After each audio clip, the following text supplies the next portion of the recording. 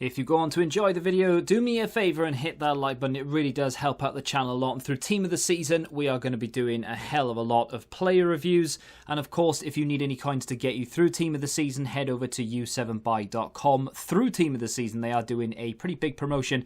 15% off when you use the code TVM at checkout. The link is in the description. What is going on, guys? TVM here. Welcome back to a brand new video. I know it's Team of the Season, but I did say the other day when I reviewed the Moments Jari Litmanen that I would like to get hold of the Moments Dennis Bergkamp, and here he is with 4-star, medium work rates, and of course a reasonable price tag considering he's a Moments card. Now, the reason I wanted to get hold of Bergkamp wasn't because I've heard that he's amazing in game or anything. It's just that he was one of my favourite players to watch as a kid more than anything else. So with Jari Litmanen being my absolute favourite and Dennis Bergkamp being one of, in the top 5, I thought, why not take a look at him? I can't really think, apart from Steven Gerrard, I can't really think of any other icon that I'm desperate to use. Ronaldinho, Steven Gerrard, probably those two. But I wouldn't expect reviews from them anytime soon because we are going to hit a lot of Team of the Season stuff. Most consistent Team of the Season tends to be a case of pick out the best of a reasonable bunch. But then when we hit the Premier League and so on and so forth, of course, we'll be hitting it hard. But Dennis Bergkamp, is he any good in game? He's a 93 rated player, and he is actually points per position a 93 rated player as well. And depending on what chem style you give him, you can turn that into a 95, 96 rated in some cases. So reasonable pace, considering he's not really known for that. Mid-80s. His finishing, just on point. 96 positioning, 95 finishing, 93 shot power. His long shots are only 86, but does have 98 volleys, as you would expect, and 94 penalties as well. Really good passer of the ball, 91 short passing, 96 vision. The area in which he's quote-unquote let down, although not really, agility, 88, balance, 83. Those are the only two stats outside of pace. Well, I mean, we can get to the physical in a minute. We could talk about the stamina, but the agility and the balance are the only two stats outside of the pace. Although you could say that combined with the pace make the card not unbalanced, but just gives it that sort of side of, well, he's not meta. So does that mean he's going to be absolute trash? And that's, of course, something we'll have to talk about. But 96 reactions, 99 ball control, as you would imagine, 92 dribbling, and 98 composure. He's very similar to Jari Litmanen's Moments card, actually. I feel like they should be the same in terms of their composure, because Jari Litmanen was a very composed passer of the ball. Dennis Bergkamp, obviously one of the most composed footballers of all time. The physical, as you can see, the team we've got him in is a little bit different, actually. It's not your average team.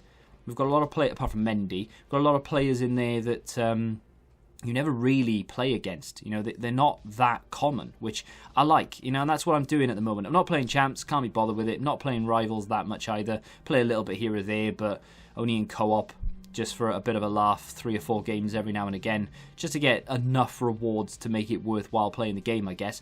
And then, of course, I play the rest in friendlies, and the reason for that is because people use different teams. It's very open. People don't care too much about the result. You can play some different style of FIFA, really, than the whole run to the edge of the area, can't find a gap, turn around, run all the way back to the halfway line and try again, because that's all what people do when you play against weekend league and rivals. And it's not their fault necessarily, it's just the way that the game is built. But in friendlies, much different. And what I like about it is I can try, and it does trigger me that he's number 4, but I can try and not recreate necessarily, although I did try and recreate the classic Dennis Bergkamp goal where he sort of flicks it round, goes round the defender and then slots it in. I do score a goal of that fashion, but it's not quite the same thing because we do end it with an emphatic volley, but it does look a really nice goal, and I've slowed it down as well because I'm just that proud of it. But is he any good in game? Yeah, actually. He's different to the other versions of Dennis Bergkamp I've used in previous FIFAs, in the sense of he doesn't feel as stiff, In previous FIFAs, he felt a little bit tall, a little bit on the stiffer side. His agility really didn't help him out, and he's not that great to control. But in this FIFA, for some reason, he doesn't really feel as bulky, and therefore not as slow.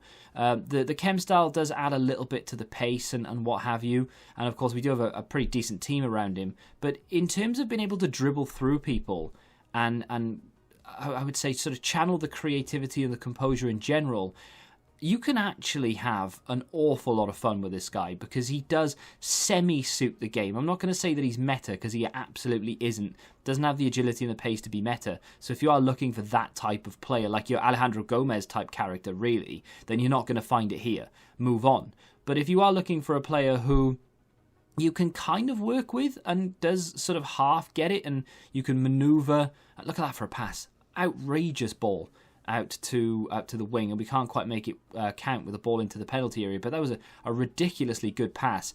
That's what he's good at doing as well. He sort of just flukes his way through. Alejandro Gomez is taken down for the penalty. Dennis Bergkamp gets 3 penalties, 2 of which he won himself, and the other one, there you just saw that, oh, there's the little flick. Oh, I was so proud of that. I put my arm in the air and everything, because I hadn't actually tried to do it once, and it just happened, and that makes it even more rewarding.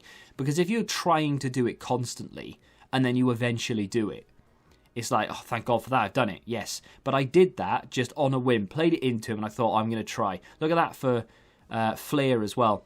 Little back heel into Cucurella, and unfortunately can't quite make it count, but I just love the little tricks and flicks that he can do. The finishing is really good. He feels so composed on the ball. I've got time. His insta control is fantastic. You can just play how Bergkamp played.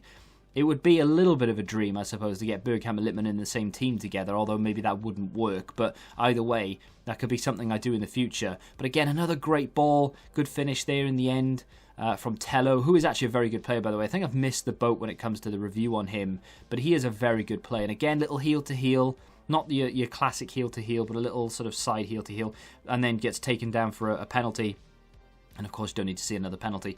But there we go. I mean, what a card and what fun you can have. Now, the problem with this, of course, is for the majority of people who aren't Dennis Bergkamp fans and don't really care too much about him as a player in real life, you're going to use this and you're going to think, well, he's not bad, but I don't really see why I should be spending 500,000 coins on this guy, because there are other cards out there that are 50, 60k that can do almost the same. I mean, they can't because it's not Bergkamp for one, and they can't because there's no one in the game that I've used that is as composed as this Dennis Bergkamp card. He, for some reason, has oceans of time on the ball, and you can maneuver very, very easily, even though he doesn't have great agility.